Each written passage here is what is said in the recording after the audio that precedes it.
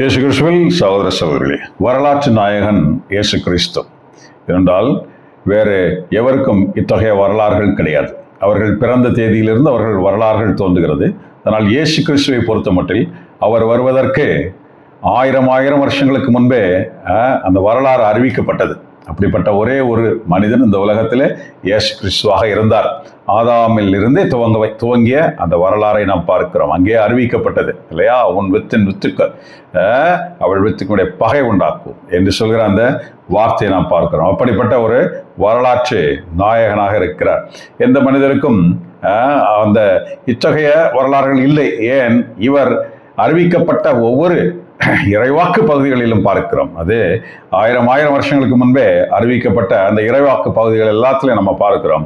அங்கே எல்லாமே இந்த அரசன் ஆண்ட காலத்திலே, இத்தனாவது வருஷத்திலே, இந்த இடத்திலே, இந்த மாதிரி மக்கள் இருந்த இடத்திலே இப்படிப்பட்ட இறைவாக்கினர் தோன்றி இதை அறிவித்தார் என்றுதான் நாம் பார்க்கிறோம். ஒவ்வொரு இறைவாக்கினருக்கும் அந்த கால கட்டங்கள் எல்லாம் குறிக்கப்பட்டு எல்லாம் அப்படி ஒரு இறைவாக்கு.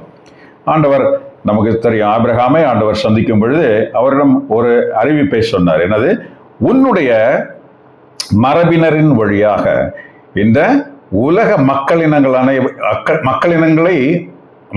ஆசீர்வாதம் பெறுவார்கள் என்று. உன் மரபினர் வழியாக உலக மக்களினங்கள் ஆசீர்வதிக்கப்படுவார் என்ற இந்த வாக்குறுதியை அவர் கொடுத்திருந்தார். அப்படித்தான் இன்று வரை நடந்து கொண்டிருக்கிறது நமக்கு தெரியும்.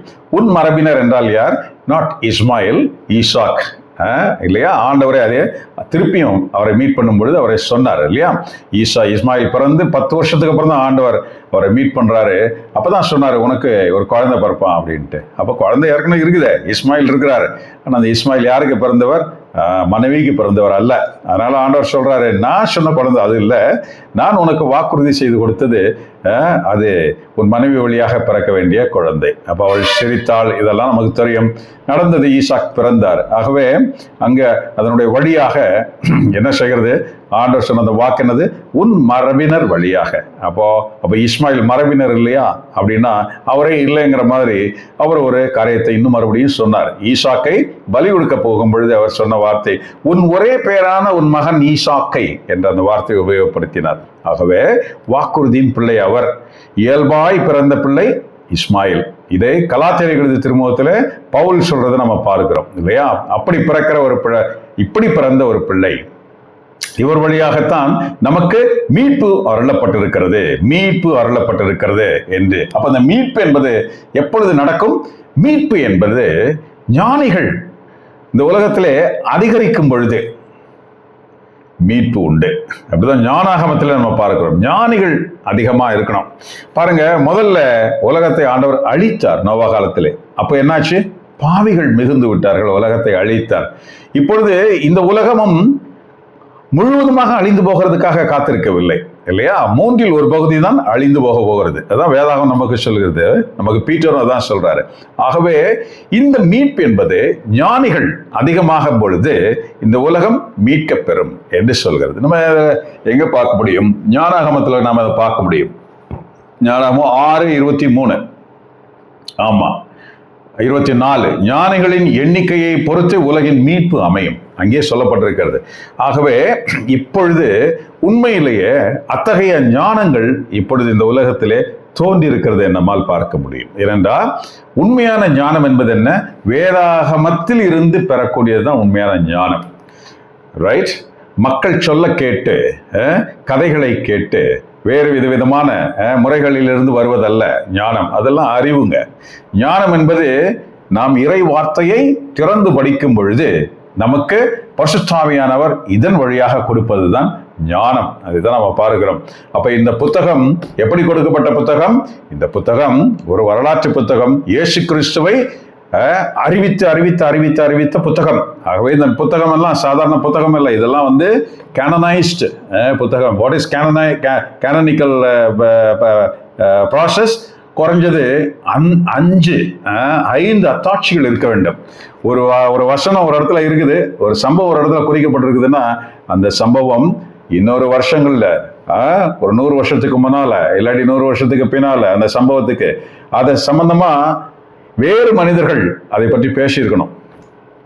அப்படின்னா எவிடன்ஸ்லாம் இருந்தால் தான் அப்படி கலெக்ட் பண்ணி ஒன்றா சேர்க்கப்பட்ட புத்தகம் தான் இந்த வரலாற்று புத்தகம். ஆகவே ஒருத்தர் சொன்னார், ஒருத்தருக்கு கதை எழுதினார், அதை இதெல்லாம் எழுதி வைக்கிறது இல்லைங்க. இது 5 விதமாக. இப்போ எரேமியாஸ் ஒரு காரியத்தை பற்றி பேசணும்னா அதுக்கு முன்னால் இஷியாஸ் 100-150 வருஷம் முன்னால் இஷியாஸ் அதை பற்றி பேசியிருக்கிறார். ஆமாம், அப்படி பேசியிருக்கிறார் அப்படின்னா அந்த அந்த காரியத்தை ஆபிரகாம்கிட்ட கடவுள் பேசியிருக்கணும் இல்லையா? அது அப்படியே மோயிசன்ட்ட ஒரு 1000 வருஷம் கழிச்சு மோயிசன்ட்ட பேசியிருக்கணும். அப்புறம் பார்க்குறோம், அதுக்கப்புறம் நம்ம விதவிதமான இடங்கள்ல ஒரே சம்பவங்கள் பற்றி பேசப்பட்டு அப்படி ஒரு கலெக்ஷன் தான் இந்த வேதாகமம். ஸோ கேனனிக்கல் புக், இது கேனனைஸ்ட் புக். அப்போ இப்படி ஒரு எவிடன்ஸ் இருக்கு. எப்போ உலகம் வரலாற்றில் இது அங்கங்க பேசப்பட்ட, சொல்லப்பட்ட, முன்னறிவிக்கப்பட்ட, நடந்தேறிய இப்படி இருக்கிற ஒரு காரியங்கள் நிறைந்த இந்த புத்தகம். இந்த புத்தகத்தின் நாயகனாக தான் இயேசு கிறிஸ்து நிற்கிறார் புதிய ஏற்பாட்டிலே இல்லையா? பழைய ஏற்பாட்டு முழுவதும் அவரை பற்றி சொல்லப்பட்டு புதிய ஏற்பாட்டில் அவர் நிற்கிற அந்த காரியம் பாருங்க. இந்த புதிய ஏற்பாட்டினுடைய முடிவு என்னவாக இருக்கிறது? கடைசி இதோ நான் வருகிறேன் என்று சொல்கிற அந்த வார்த்தை. அப்போ 2ஆம் வருகை வரப்போகிறது. எப்பொழுது வருவார்? ஞானிகள் மிகுந்த நேரத்தில் அவர் வருவார். அப்போ பார்க்கிறோம், அந்த ஞானிகள் என்பவர் யார்? ஞானிகள் என்பவர்கள் யார்? அப்படியே அறிவு ஜாஸ்தியாகி அப்படியே ரொம்ப புத்தி அப்படியே இங்கே எல்லாம் அந்த முடியெல்லாம் அப்படி தொங்க விட்டு ஞானிகளாக அப்படியே தோற்றமளிப்பவர்கள் அறிஞர்கள் என்று சொல்லணும். அறிந்து கொண்டிருப்பவர்கள். அறிஞர்கள்னா அப்படியே பெரிய இல்லை, அறிந்து கொண்டே இருப்பவர்கள், அவர்கள் தான் அறிஞர்கள்.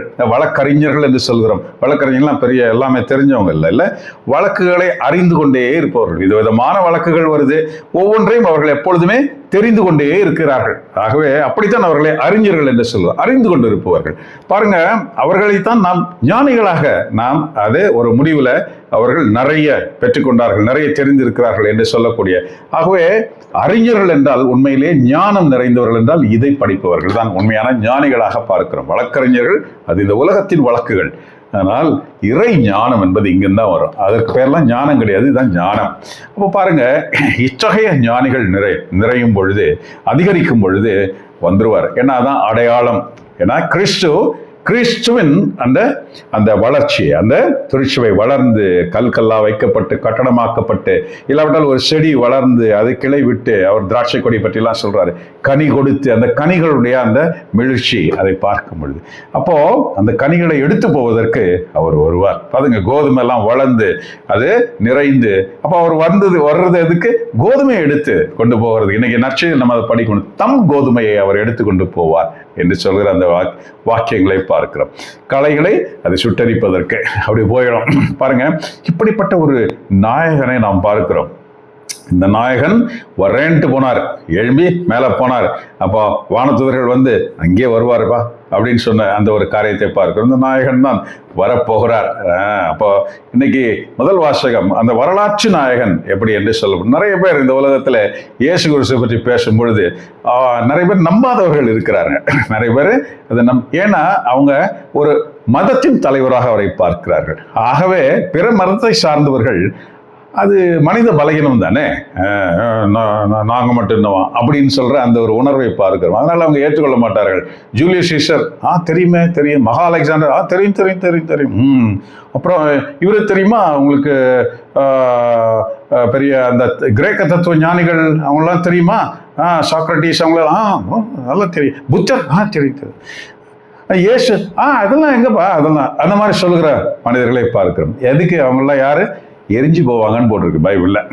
இயேசு கிறிஸ்து அதான் வழி, அவர் தான் உண்மை என்று அறிந்து கொள்ளாதவர்கள் எரிக்கப்படுவார்கள் என்று எழுதப்பட்டிருக்கிறது. நான் இப்ப சொன்ன இந்த கதாநாயகர்கள்லாம் யாரு? இயேசு கிறிஸ்துக்கு முன்னால வாழ்ந்தவங்க, அப்படித்தானே? ஜூலியஸ் சீசர், மகா அலெக்சாண்டர், இவங்கெல்லாம் இயேசு கிறிஸ்து 200 வருஷத்துக்கு முன்னால வாழ்ந்தவங்க, ரைட்? சாக்ரட்டிஸ் இவங்கெல்லாம் இன்னும் வருஷ காலங்களுக்கு முன்னே கிரேக்கத்தில் வாழ்ந்துழைப்பார். புத்தர் இன்னும் 600 வருஷத்துக்கு முன்னால, இயேசு கிறிஸ்து 600 வருஷத்துக்கு முன்னால. அவங்களெல்லாம் தெரியுமா? ஆனா இயேசு கிறிஸ்துவை பற்றி அவங்களுக்கு, ஏன்னா அது மதத்தை சார்ந்த ஒரு பார்வை இருக்கிறது. பாருங்க, நாமும் கிறிஸ்தவர்களாக இருக்கிறோம். ஆனால் நாம் கிறிஸ்தவ மதத்தில் இருக்கிறோமா? கிறிஸ்தவ வழியில் இருக்கிறோமா? கிறிஸ்தவ மதத்தில் இருந்தால் நம் பார்வையும் அவ்வாறுதான். ஆமா, அவங்க எப்படி மற்ற கோயில்களுக்கு போறாங்களோ அப்படிதான் நம்ம கோயில்களுக்கு வரதும். ஆமா, நமக்கு ஒரு ஒட்டுதல் பற்றுதல் இல்லாத ஒரு அப்படி இங்கேயும் இல்லாம அங்கே இல்லாம அப்படியே ஆனா நாங்களும் தான் பா என்று சொல்கிற அந்த ஒரு தன்மையை பார்க்கிறோம். பாருங்க, வயலை நாம் பார்க்கும் பொழுது பசுமையாக இருக்கிறது, வளர்ந்து விட்ட வயல் பசுமையாக இருக்கிறது. தூரத்துல இருந்து பார்க்கும்போது அப்படியே காத்துல அப்படியே ஆடிட்டு அப்படியே பா என்ன விளைச்சல்பா. பக்கத்துல போய் பார்த்தா தெரியும் எவ்வளவு களை இருக்குது அப்படின்னு தெரியும், எவ்வளவு களை இருக்குதுன்னு தெரியும். ரைட், நிறைய கோதுமை இருக்கு, கோதுமையை புடைச்சாதான் தெரியும் எவ்வளவு உமி வருது அப்படின்னு தெரியும். எல்லாம் பார்க்கறது கோதுமையா தான் தெரியும். இயேசு கிறிஸ்து வரும்பொழுது இத்தகைய விளைந்த விளைச்சலை அவர் எடுத்துக்கொள்ள அவர் வருகிறார். பாருங்க அந்த விளைச்சல். அப்போ அந்த விளைச்சல் எப்படி உருவாயிருக்கும்? அறிவிப்பு, இறை வார்த்தையை கொண்டு சேர்த்தவர்களின் வழியாக அது வேலை செய்து அது பன்மடங்கு பலன் கொடுத்ததை போல. அறிவித்தவர்கள் எப்படி அறிவித்தாங்க? நம்ம விதை தெரியுமே, எப்படி போட்டாங்க? எல்லா இடத்துலையும் போட்டுட்டு போனாங்க. பாறையில போட்டு போனாங்க, வழியில போட்டுட்டு போனாங்க, அப்படியே நல்ல நிலத்துல போட்டுட்டு போனாங்க. இப்படி அவங்க எல்லாத்துலயும் தான் விதைய விதைச்சாங்க பொதுவா. ஆனா நல்ல நிலத்தில் முளைத்த விதை தான் பலன் அதிகமாக கொடுத்ததுன்னு தெரியும். உன்னுடைய நிலம் எப்படி இருக்கிறது? உன்னுடைய மனது தான் அந்த நிலம். உன்னுடைய அறிவும் உன்னுடைய ஆன்மாவும் உன்னுடைய மனதும் தான் அந்த நிலம் எப்படி இருக்கிறது. ஆகவே அதை பொறுத்து அந்த விளைச்சல் இருக்கும் என்று பார்க்கிறேன். அப்போ விதை என்கிட்ட விழுந்தது, ஆனா நானு பாறையா இருந்திருக்கிறேன், இல்ல நான் உடனே வளர்ந்து எல்லாம் பண்ணேன், ஆனா பறவைன்னா சாத்தான் தான் வந்து எல்லாத்தையும் எடுத்துட்டு போயிடுச்சு, இல்ல நமக்குள்ள வேற விதையை அது விதைச்சிட்டு போயிடுச்சு. ஆகவே நாமும் வளர்ந்து நிற்கிறோம், ஆனா நம்மகிட்ட கனி இருக்கா, நம்மகிட்ட கோதுமை பயிர் விளைஞ்சிருக்குதா அப்படின்னு எப்படி தெரியும்? நம் செயல்களால் தெரியும். இன்னைக்கு நற்செய்தியில அப்படி அவர் சொல்லுவாரு. பாருங்க, நான் இன்னைக்கு முதல் வாசகத்தை படிச்சு நம்ம அதுக்குள்ள போயிடுவோம். பாருங்க, ஈசா என்னும் அடிமரத்திலிருந்து தளிர் ஒன்று துளிர் விடும். எங்க? ஏசாயா 11:1-10. ஈசாய் யாரு? ஈசா என்றால் எஸ்ஸே யாரு? அவரு தாவீதுடைய அப்பா பேரு. அந்த மரத்திலிருந்து ஒரு தளிர் தோன்றும். பாருங்க, அந்த மரத்திலிருந்து ஒரு தளிர் தோன்றும் 1000 வருஷத்துக்கு அப்புறம் இல்லையா? இயேசு பிறக்கிறதுக்கு 1000 வருஷத்துக்கு முன்னால அந்த ஏசாயி இவரு தாவீது இருந்தார் பாருங்க. அப்போ அந்த நடுவுல பெருசாயத்துக்கு இல்லாம போயிடுச்சு. நமக்கு தெரியும் சாலமனுக்கு அப்புறம் ஒரு 7-8 அரசர்கள் இருக்கிறாங்க அவங்க பாரம்பரியத்துல. அதுக்கப்புறமா ஒன்றும் இல்லாம போச்சு. அப்போ சாலமனை நாசம் பண்ண ஆரம்பிச்சாரு, அவருடைய பிள்ளைங்கள்லாம் அதுக்கு மேல நாசம் பண்ணி ஒன்றும் இல்லாம ஆக்கி கடைசியில, அதனால தான் அங்க அறிவிக்கப்படுது தாவீதின் அரியணையில் அவர் அமர்வார் என்று. அந்த பழைய கால அந்த முறைமை நமக்கு முன் பதிவுலாம் இருக்கும், அதெல்லாம் நீங்க படிச்சீங்கன்னா உங்களுக்கு பார்த்தீங்கன்னா தெரியும், அதனுடைய விளக்கங்கள்லாம் இருக்கும். பாருங்க, இப்படிப்பட்ட ஒரு வரலாறை இங்கே சொல்லுகிறது. இந்த வரலாற்றின் நாயகனாக அவர் வருகிறார். ஏசாய் என் அடிமரத்திலிருந்து தளிர் ஒன்று துளிர்விடும், அதன் வேர்களிலிருந்து கிளை ஒன்று வளர்ந்து கனி தரும். ஆண்டவரின் ஆவி அவர் மேல் தங்கியிருக்கும். ஞானம், மெய்யுணர்வு, அறிவுத்திறன், ஆற்றல், நுண்மதி, ஆண்டவரை பற்றிய அச்ச உணர்வு இவற்றை அந்த ஆவி அவருக்கு அருளும். அந்த அருளிச்சா நமக்கு தெரியும் இல்லையா? ஞானஸ்நானம் வாங்குறாரு, வானம் திறந்து ஆவியானவரிடம் இறங்கி வந்தார். அன்றிலிருந்து அவருடைய பேச்சு முறை அது இது எல்லாமே மாறினது நாம் பார்க்கிறோம். ரைட், அதே ஆண்டவர் தான் நமக்கு வாக்குறுதி கொடுத்துட்டு போயிருக்கிறார். என்ன வாக்குறுதி? அதே ஆவியை நான் உனக்கு தரேன்பா அப்படின்னு சொல்லிட்டு அந்த ஆவியை நமக்கு தந்திருக்கிறாரா? தந்திருந்தா நாம் இந்த உலகத்தின் ஞானத்திற்கும் நாம் பெற்றிருக்கிற ஞானத்திற்கும் நிறைய வித்தியாசத்தை நம்மால் உணர முடியும். ஆமா, உண்மையிலேயே இல்லையா? என் ஆவியானவர், கடவுள் உள்ளத்தை அறியும் ஆவியானவர் உண்மையில் இறங்கி வரும் பொழுது அவர் என்ன செய்வார்? என்னை உனக்கு வெளிப்படுத்துவார், கிறிஸ்துவை உனக்கு வெளிப்படுத்துவார், நான் அறிவித்தவைகளை அவர் உனக்கு விளக்கி சொல்லுவார். பாருங்க, இதுதான் அந்த ஞானம். அப்போ அது எங்கிருந்து வரும்? கேட்பதன் மூலமாகவா? அதெல்லாம் கொஞ்சம் துளி, ஆனா இதுல இருந்தா வரும். ஏன்னா இதான் இறை வார்த்தை. இதை படிக்கும் பொழுதுதான் அந்த ஞானம் நம்மில் வளர்ச்சி அடையும். கேட்பதிலோ பிரசங்கம் கேட்கறதுல அங்கேயே இதெல்லாம் அதெல்லாம் வந்து சின்ன போதை போல நமக்கு ஒரு சின்ன எலும்பு அப்படின்னு நம்மளை தட்டி விட்டு எழுப்ப வைக்க, தூங்காத எலும்பு, அவ்வளோதான் அதுக்கு உதவும். ஆனால் இங்கே பாருங்க, இதை படிக்கும் பொழுது கிறிஸ்துவின் ஆவி நம்முள் வேலை செய்வார். கிறிஸ்துவுக்கு எப்படி இந்த ஞானம், மெய்யுணர்வு, அறிவித்திறன், ஆற்றல், நுண்மதி இவற்றையெல்லாம் அவர் பெற்றாரோ நாமும் இதை பெறுகிறோம். அப்படித்தான் செய்கிறோம் இல்லையா? அவரும் ஆண்டவருக்கு அஞ்சி நடப்பதில் மகிழ்ந்திருப்பார்.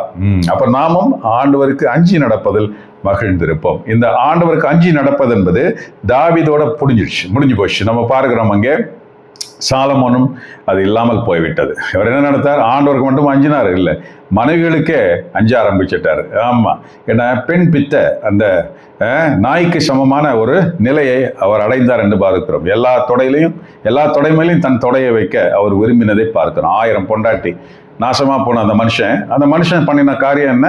சிலைகளை அமைத்து அங்கே வழிபாடு செய்பவரோடு நின்றார்.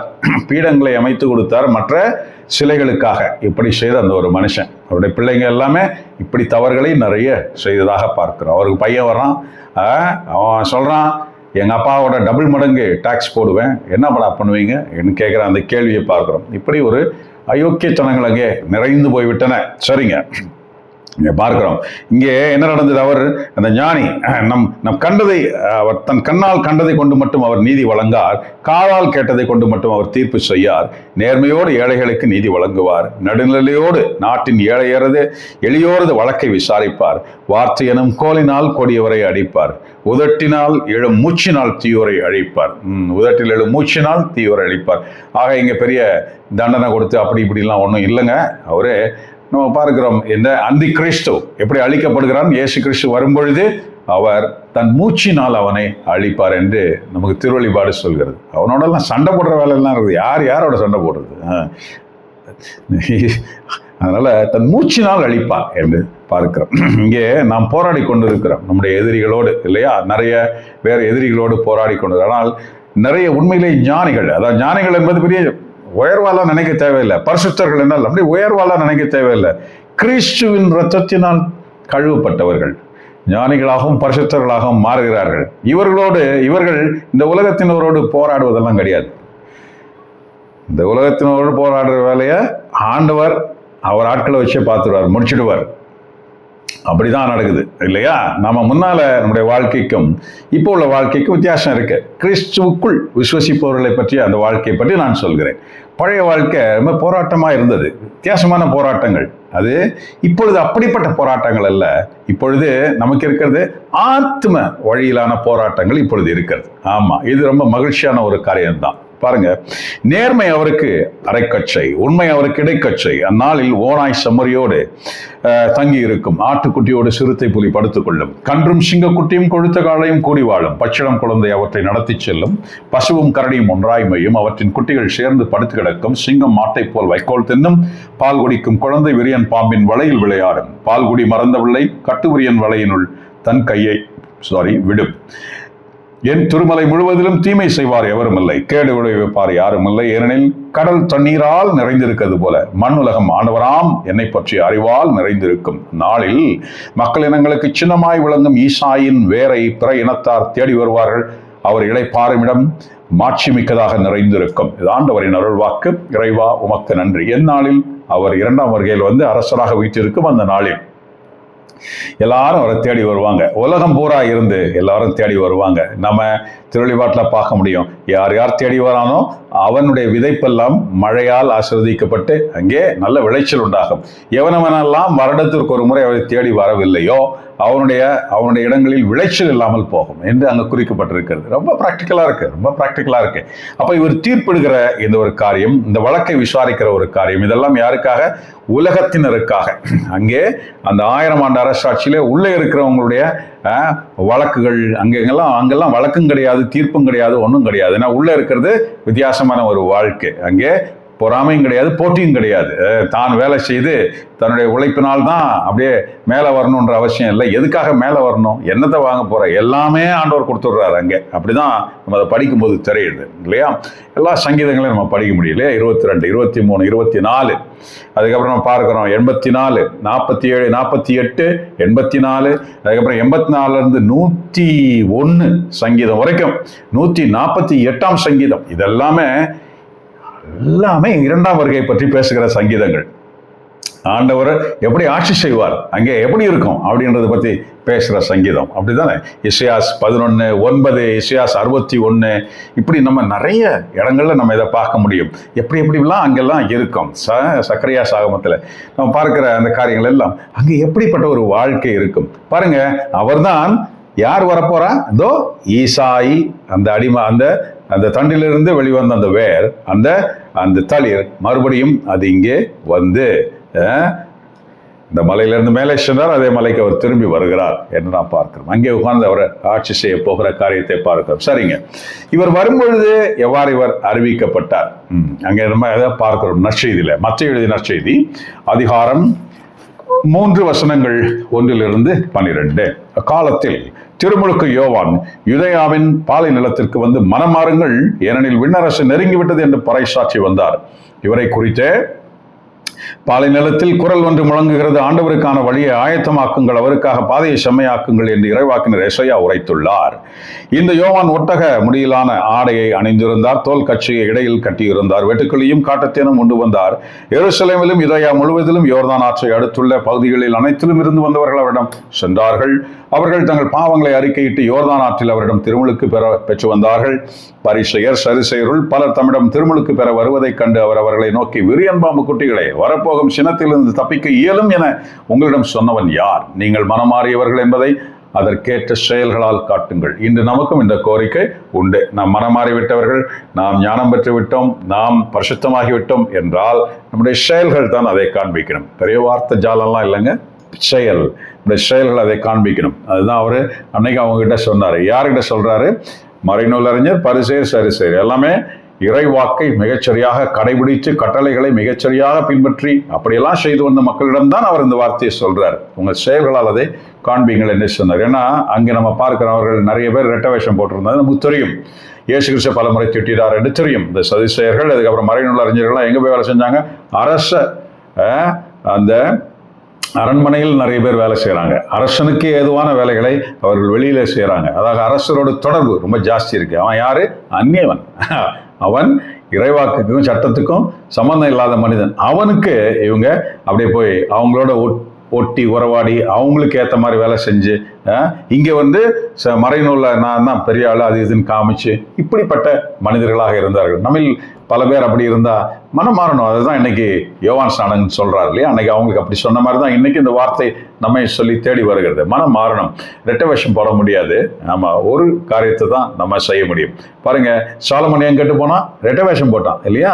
ஞானத்தை பெற்றான், ஞானத்தை பெற்றான். ஆனால் செஞ்சதெல்லாம் சிலைகளுக்கு பலிபீடம் அமைத்து அங்கே வழிபாடுகள் செய்ய அனுமதித்தான். என்ன ஒரு ஒரு ஒரு ப்ராப்ளமேட்டிக் மேன் இல்லையா?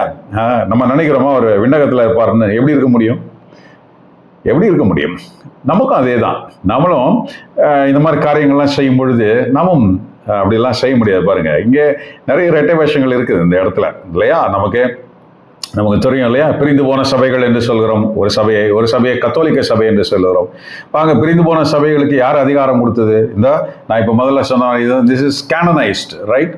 இதெல்லாம் ஒரு காரியத்தை பற்றி 5 இடத்துல சொல்லியிருந்தா தான் இது இந்த புத்தகத்தில் இடம்பெற்றிருக்கும். அப்படிப்பட்ட புத்தகம் இது. பல பகுதிகளை அகற்றிக்கொள்ள யார் அவர்களுக்கு அதிகாரம் கொடுத்தது? தெரியாது. அவங்க அப்போ இப்படி பண்ணிட்டாங்களா? அப்போ கத்தோலிக்கம் தான் முக்கியமா? கத்தோலிக்கம் படு அயோக்கியத்தனமான ஒரு இடம். ஏன்னா அவங்களோட இது மோசம். ஏன்னா இதனுடைய அடி ஆதாரமே 10 கட்டளை. இந்த 10 கட்டளைகளில் 2வது கட்டளையை ரொம்ப சாமர்த்தியமா அதை ஒழிச்சு விட்டாங்களே. அப்போ அதுலேருந்து என்னதான் நல்லது வர முடியும் அப்படின்றத நம்ம பார்க்க முடியும். 2 பேரும் சேவை செய்கிறாங்க. 2 பேரும் ரொம்ப ரொம்ப உலகம் போற்றக்கூடிய பல சேவைகளை எல்லாம் செய்யக்கூடியவர்கள் தான். அதனால பாருங்க, அடிப்படை ப்ராப்ளமா இருக்கு. 10 கட்டளையே இல்லையே. 10 கட்டளை இருந்து 2வது கட்டளையை கத்தோலிக்க திருச்சபை ஒழித்து போட்டு விட்டது. மேலே விண்ணிலும் கீழே மண்ணிலும் கடலின் ஆழத்திலும் எங்கேயுமே காண்கிற எந்த ஒரு வடிவத்தை, எந்த ஒரு அதை ஒரு வடிவமாக செய்து, சிலையாக செய்து, அதை ஓவியமாக தீட்டி வணங்காதிருப்பாயாக அந்த கட்டளையே எடுத்து எப்படியெல்லாம் ஒரு பொய் புரட்ட சொல்லி உலகம் பூரா சிலைகளை வச்சு நம்ம எல்லாம் வணங்க வச்சுட்டாங்களே. பாருங்க, அந்தி கிறிஸ்து இதைத்தான் செய்தான். அந்த கிறிஸ்து இதை தான் செய்வான்னு வேதாகமா சொல்லியிருக்குது. அப்போ இதெல்லாம் எந்த ஆவியினால் இயக்கப்படுகிறது? இங்க இப்படின்னா இவன் முழு பூசணிக்காயை சோத்துல மறைக்க பார்க்குறான். அவன் அப்படி கிடையாது. அவன் ஆண்டவர் சொல்லியிருக்காரு, ஒரு எண்ணோ எழுத்த புள்ளியோ ஒன்னும் இதுல இருந்து எவனும் எடுக்கக்கூடாது அப்படின்னு சொல்லியிருக்கிறாரு. கடைசி 22ஆம் அதிகாரத்தில் நம்ம பார்க்கிறோம் இல்லையா? முடிவு அப்படிதான் இருக்கு. ஒன்னும் எடுக்கக்கூடாது. எடுத்தா அவனுடைய அத்தனை சாபமும் அவன் மேல வந்து விழுன்னு சொல்றாரு ஆண்டவர். இப்போ இதெல்லாம் இந்த புத்தகம் அப்படித்தானே கொடுக்கப்பட்டிருக்கிறது. இதான் இறை வார்த்தை பகுதி. அவன் ஒருத்தன் எல்லாம் மொத்தமா எடுத்துட்டான். இவன் முக்கியமான கட்டளையில ஒன்னு எடுத்துட்டான். இப்ப யார் தான் மிஞ்சி இருக்கிறா? இதை புரிந்து கொள்பவர்கள் வேதாகமத்தை படித்து, வேதாகம இறை வார்த்தைக்குள் படித்து புரிந்து கொள்ள ஆவியானவர் துணை செய்றாருங்க. பாருங்க, விடிவு அவங்களுக்கு மட்டும்தான் உண்டு. ஆகவே நீ சிலை வழிபாடு செய்யறியா, இல்லை என் பொண்ணு போயிட்டா, என் பையன் போயிட்டான், எல்லாம் இல்லை என் வீட்டுக்குள்ள வந்த மருமகன், இல்லை நான் என் புருஷன் இப்படி போயிட்டான், எல்லாம் சிலை வழிபாட்டு தனத்துக்குள்ள போயிட்டாங்க, அப்படி இப்படின்னா நீ என்ன செய்ய முடியும்? ஒன்றும் செய்ய முடியாது. நீ ஒன்றும் செய்ய முடியாது, சொல்லதான் செய்ய முடியும், உன்னால் ஒன்றும் செய்ய முடியாது. அதனால் நீ அப்படி போகாமல் நீ பார்த்துக்கணும். ஏன்னா you are an individual person, right? உன் மகனோ மகளோ கணவனோ நல்ல மனைவியோ அம்மாவோ அப்பாவோ யாராக இருந்தாலும் இந்த உலகத்தில் நமக்கு முன்னோ பின்னோ இங்கே கொடுக்கப்பட்டவர்கள். குறிப்பிட்ட நாட்களில் இங்கே பிறந்தார்கள், வளர்ந்தார்கள். நாமும் குறிக்கப்பட்ட நாட்களில் நாம் இந்த ஒரே ஒரு குடும்பத்தில் பிறந்தோம், வளர்ந்தோம். நாம் தனித்தனியாகத்தான் இருக்கிறோம். நாம் இறைவனுக்கு சொந்தம். அதே போன்று அவர்கள் ஒவ்வொருவரும் இறைவனுக்கு சொந்தம். ஒவ்வொருவரையும் அப்பா அவர் தான். அப்போ ஒவ்வொருவரும் தனித்தனியாக அவங்ககிட்ட கணக்கு போட்டுக்கிட்டோம், அவ்வளவுதான். நமக்கு ஒன்றும் தெரியாது. நம்ம சொல்றது தான் சொல்ல முடியும், வேற என்ன செய்ய முடியும்? எவ்வளவு முடியுதோ அவ்வளவு நம்ம செய்யணும், அவ்வளவுதான். மற்றபடி அவர்கள் பாடு நமக்கு தெரியாது. பாருங்க, இன்னைக்கு அப்படிப்பட்ட ஒரு தன்மை இங்கே வளர்ந்து இருக்கிறதே பார்க்கிறோம், ரைட்? கண்டபடி நாசமாய் போய் இருக்கிற குடும்பங்கள். நீயும் நானும் எப்படி இருக்கிறோம் என்பதை மிக கவனமாக நாம் இருந்தால் நாம் ஒரு நாள் எடுத்துக்கொள்ளப்படுவோம். பரிசுத்தராகவே வாழ்வது மிக முக்கியம். இங்க என்ன சொல்றார் மறுபடியும்? ஆபிரகாம் எங்களுக்கு தந்தை, ஆகவே இக்கற்களிலிருந்தும் ஆபிரகாமுக்கு பிள்ளைகளை தோன்றச் செய்ய வல்லவர் என்று உங்களுக்கு சொல்லுகிறேன். நீங்க ஆபிரகாம் தான் எங்க தந்தை நீங்க சொல்லிட்டு பெருமிதத்தோட நீங்க இருந்தீங்கன்னா, ஆமா, நிறைய பேர் சொல்றோம்ல, கத்தோலிக்க திருச்சபை தாய் திருச்சபை. என்னடா தாய் திருச்சபை? 10 கட்டில 2வது கட்டிலையும் முழுங்கிட்டீங்களே, அப்படி தாய் திருச்சபை எப்படி? அதுதான் இங்க சொல்றாரு. ஆபிரகாம் தான் எங்களுக்கு தந்தை. நீங்க என்ன பெருசா நீங்க உங்களே சொல்லிக்கிறீங்க? யாரு? சதுசேய பரிசேயர்களை சொல்றாரு. நான் சொல்றேன், ஆபிரகாமுக்கு பிள்ளைங்களை இந்த கற்களிலிருந்து உருவாக்க வல்லவர் ஆண்டவர். அதனால நீங்க பெருமிதப்பட்டு இந்த வரலாறுன்னு சொல்றோம், ரைட்டு. பட் அதுல நீங்க பெருமையாக வாழ்ந்து மற்றவர்களை இழிவாக நினைப்பது என்பது அப்படி கிடையாது. இயேசுவை விசுவாசத்தினால் தான் பெற முடியும். அதுதான் அவர் இங்க சொல்ல வர்றாரு இல்லையா? விசுவாசத்தினால் தான் பெற முடியும், நம்பிக்கையினால் தான் பெற முடியும். அது 2ஆம் வசனத்தை நம்ம கிளீனா பார்க்க முடியும். ஆகவே நம்ம பெருமை பாராட்டி கொண்டு எதையுமே இருக்க முடியாது. நான் அங்க எங்க பாரம்பரியம் தெரியுமா, எங்க இவரு தெரியுமா, எங்க அவரு தெரியுமா, அவரு ஒன்னும் தெரிய வேணாம். நீங்கள் மனம் மாறுவதற்காக நான் தண்ணீரால் திருமுழுக்கு கொடுக்கிறேன். எனக்கு பின் ஒருவர் வருகிறார், அவர் என்னை விட வலிமை மிக்கவர். அவருடைய மிதியடிகளை தூக்கிச் செல்ல கூட எனக்கு தகுதி இல்லை. அவர் தூய ஆவி என்னும் நெருப்பால் உங்களுக்கு திருமுழுக்கு கொடுப்பார். அவர் சுளகை தம் கையில் கொண்டு கோதுமையையும் பயிரையும் பிரித்தெடுப்பார். தம் கோதுமையை களஞ்சியத்தில் சேர்ப்பார், ஆனால் பதரை அணையா நெருப்பிலிட்டு சுட்டரிப்பார் என்றார். இது கிறிஸ்துவின் நற்செய்தி. கிறிஸ்துவே உமக்கு புகழ். எந்த கோதுமையை? தம் கோதுமையை. அந்த வார்த்தையை பாருங்க, எவ்வளவு அழகான வார்த்தை, தம் கோதுமையை. அதுதான் 2ஆம் வாசகத்தை படிச்சிருவோம் வேகமா.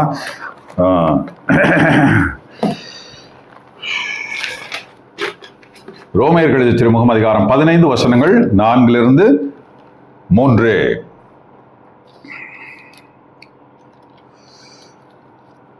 தீத்து வருது. ஓகே. முற்காலத்தில் எழுதப்பட்டவை அனைத்தும் நமக்கு அறிவுரையாகவே எழுதப்பட்டன. மறைநூல் தரும் மன உறுதியினாலும் ஊக்கத்தினாலும் நமக்கு எதிர்நோக்கு உண்டாகிறது. பாருங்க, மறைநூல் தரும் அந்த உறுதி, அதனால தான் நமக்கு விசுவாசம் உண்டாகுதுன்னு சொல்றார். மறைநூல் தரும் உறுதி. கிறிஸ்து இயேசுவின் முன்மாதிரிக்கேற்ப நீங்கள் ஒரே மனதினராய் இருக்குமாறு மன உறுதியையும் ஊக்கத்தையும் தரும் கடவுள் உங்களுக்கு அருள் புரிவாராக. இவ்வாறு நீங்கள் அனைவரும் ஒருமனப்பட்டு நம் ஆண்டவர் இயேசு கிறிஸ்துவின் கடவுளும் தந்தையுமானவரை ஒரு வாய்ப்பட போற்றி புகழ்வீர்கள். ஒரு வாய்ப்பட, ஒரு மனது. இயேசு கிறிஸ்து அதான் சொன்னார், என் பெயரால் எங்கே 2 அல்லது 3 ஒத்த கருத்துடன் ஒருமித்து கூடியிருக்கிறார்கள், அங்கேதான் நான் இருக்கிறேன்னு சொல்றார். இன்னைக்கு நமக்கு சொல்றோம் இல்லையா, நமக்கு இங்க உள்ள பிஷப் ஏதாவது ஒன்று பேசினா அங்க உள்ள பிஷப் அதுக்கு பதில் சொல்றாரு, இங்க உள்ள பாஸ்டர் ஏதாவது பேசினா அங்க உள்ள சாமியார் அதற்கு ஒரு பதில் சொல்றாரு. இப்படி அங்கேயும் இங்கேயுமா மாத்தி மாத்தி பதில் சொல்றாங்க. எங்க? யூடியூப்ல. ரொம்ப சாமர்த்தியம், ரொம்ப நல்லா இருக்கு கேட்கறதுக்கு. இல்லை, உலகத்துல அவனரும் பார்த்து சிரிக்கிறான். இன்னைக்கு நிறைய சில நம்ம புரோட்டஸ்டன்ட் பிஷப்புங்க சில பேர்லாம் ஏன்டா இந்த மாதிரிலாம் பண்றீங்கன்னு நமக்கு தோணுது. அசிங்கமா இருக்கு. ரவுடிகள் போல பேசுவதும், சில ஆர்எஸ்எஸ் பற்றியும் அதை பற்றியும் இதை பற்றியும் அதுக்கு ரொம்ப ஆர்வமாக அவங்களுக்கு சப்போர்ட் பண்ணுற மாதிரி பேசுறது தான்.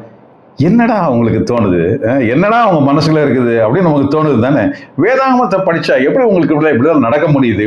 நான் பெரிய பதவிக்கு வந்துட்டேன் அப்படின்னு சொல்றாரு ஒரு பிஷப்பு.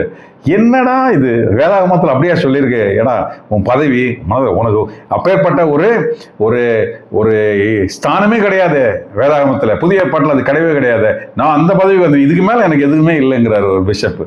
ஒரு பிஷப். இந்த வார்த்தை உலகம் உன்னை பார்த்து சிரிக்கிறது. இன்னைக்கு பாருங்க, இன்னைக்கு பவுல் சொல்றாரு, நீங்க ஒருமித்து இல்லைன்னா எதுவுமே சரியா வராதுங்கிறார். உங்களுடைய ஒருமைப்பாடு என்ன செய்யும்? கிறிஸ்துவை இந்த உலகத்தில் இழிவுபடுத்துகிறது. அதுதான் அவர் இன்னைக்கு சொல்றாரு. நீங்கள் அனைவரும் ஒருமனப்பட்டு நம் ஆண்டவர் இயேசு கிறிஸ்துவின் கடவுளும் தந்தையுமானவரை ஒருவாய்ப்பட போற்றி புகழ்வீர்கள். ஆகையால் கிறிஸ்து உங்களை ஏற்றுக்கொண்டது போல நீங்களும் ஒருவரை ஒருவர் ஏற்றுக்கொள்ளுங்கள், அப்பொழுது கடவுளை பெருமைப்படுத்துவீர்கள். இக்கருத்து இதுவே, என் கருத்து இதுவே, கடவுள் உண்மை உள்ளவர் என்பதை காட்டுமாறு கிறிஸ்து விருத்த சேதனம் செய்து கொண்டவர்களுக்கு தொண்டரானார். மூதாதையருக்கு தரப்பட்ட வாக்குறுதிகளை உறுதிப்படுத்தவும் பிற இனத்தார் கடவுளுடைய இரக்கத்தை பார்த்தவரை போற்றி புகழவும் இவ்வாறு தொண்டரானார். ஆகவே பிற இனத்தாரிடையே உம்மை போற்றுவேன், உமது பெயருக்கு புகழ்மாலை சாற்றுவேன் என இதை குறித்து மறைநூல் எழுதியுள்ளது. இது ஆண்டவரின் அருள்வாக்கு. இறைவா உமக்கு நன்றி. பிற இனத்தாரிடையே உம்மை புகழ்வேன், போற்றுவேன். இவ்வாறெல்லாம் ஒரு வார்த்தையை பார்க்கிறோம். நாம் தான் அந்த பிற இனத்தார். ஆகவே நாம் போற்றுவதை அவர் காண்கிறேன் என்று சொல்கிறார். இது எப்படி நடக்குதான்றதை நம்ம தான் பார்க்கணும். பாருங்க, 2 கொரிந்தியர் 3:13-11, உங்கள் நடத்தையை சீர்படுத்துங்கள், மன ஒற்றுமை கொண்டிருங்கள், அப்போது கடவுள் உங்களுடன் இருப்பார் என்று சொல்ற அந்த வார்த்தையை பார்க்கிறோம். நாம ஒற்றுமையா இல்லைன்னா கடவுள் நம்மோட இருக்க மாட்டார். ஞானம் இல்லை, அது பொய்யானது. பரிசுத்தம் பொய்யானது. ஒற்றுமை, அந்த ஒற்றுமை தான் அதே பண்ணணும். பொண்டாட்டி கண்டபடி நடக்கிறா, புருஷன் கண்டபடி நடக்கிறான், என் பிள்ளை அப்படி நடக்கிறான், அம்மா இப்படி நடக்கிறாங்க, அவங்க இப்படி நடக்கிறாங்க, என் குடும்பத்துக்குள்ளே ஒற்றுமை இல்லை, அது இல்லை, இது இல்லை. கடவுள் இல்லை. நீ ஒற்றுமையை உண்டாக்குவதற்கு நீ கடவுளோடு இருந்தாலும் அந்த ஒற்றுமையை உன்னோடு இருக்கும். இல்லை, நீ ஒற்றுமையோடு இருந்தாலும் கடவுளே உன்னோடு இருப்பார். ரெண்டும் ஒண்ணுக்குள்ள ஒன்னா இணைஞ்சிருக்கிறத நம்ம பார்க்கிறோம். நம்மளுடைய வாழ்க்கை எப்படி இருக்குன்னு பாருங்க. சண்டை சச்சரவு அது இது எல்லாம் இருக்குதா? கடவுள் இதெல்லாம் அனுமதிக்கிறார் அப்படின்னு சில பேர் சொல்லுவாங்க. வாயிலே அடிங்க, அது மாதிரிலாம் எதையும் அனுமதிக்க மாட்டார் கடவுள். அப்படியெல்லாம் அனுமதிக்க மாட்டார். நம்மளை துன்புறுத்துவதற்கோ நம்மளை வீணா குழப்பி விடுறதுக்கோ அது கடவுள் அல்ல. அப்படி செய்கிறவர் கடவுள் அல்ல. அப்படி செய்ய மாட்டார். அப்படி செய்யறது இல்லை. ஏன்னா கிறிஸ்துவை பெற்ற பிறகும் பழைய ஏற்பாட்டு முறை வாழ்க்கை முறைக்கும் வித்தியாசம் இருக்கிறது. புதிய ஏற்பாட்டுக்கும் பழைய ஏற்பாட்டுக்கும். புதிய ஏற்பாட்டில் கிறிஸ்து அவ்வாறு செய்வதில்லை. சொல்லி கொடுத்துருக்கிறார், எங்களை சோதனைக்கு உட்படுத்தாதையும் என்று நாம் கேட்கும் பொழுது நமக்கு அந்த சோதனை இல்லை. ஆனால் மற்ற மக்களுக்கு உண்டு. அதனால தான் சொல்றாரு, நாம் அப்படி இருக்க முடியாது. நம்ம கேட்டோன்னா நம்ம விடுதலை அடைந்த மக்களாக தான் நாம் இருப்போம். அதை பார்க்கும் மற்றவர்கள் தான் கிறிஸ்துவை அறிந்து கொள்ள முடியும். கிறிஸ்துவின் சமாதானம் நம்மோடு இருப்பதாக. ஆமென்.